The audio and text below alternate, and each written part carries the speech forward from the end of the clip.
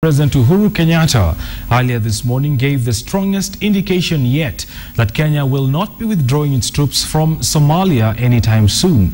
A tough-talking president told Kenyans living in the US that the troops would only be pulled out when the government in Somalia was strong enough to secure the country. He was speaking in Washington, D.C. after the conclusion of the US-Africa Summit. We started having bombings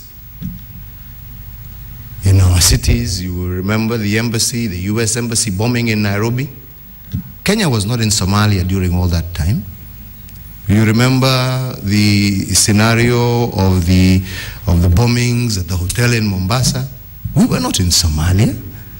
You remember the scenario of the aircraft that was almost blown out of the sky again in Mombasa. We were not in Somalia. So Kenya's entry into Somalia was not driven by any other thing than the fact that Kenya's economic interest, including the interests of those who we were hosting as refugees, was under threat. That is when Kenya said couldn't stand aside anymore.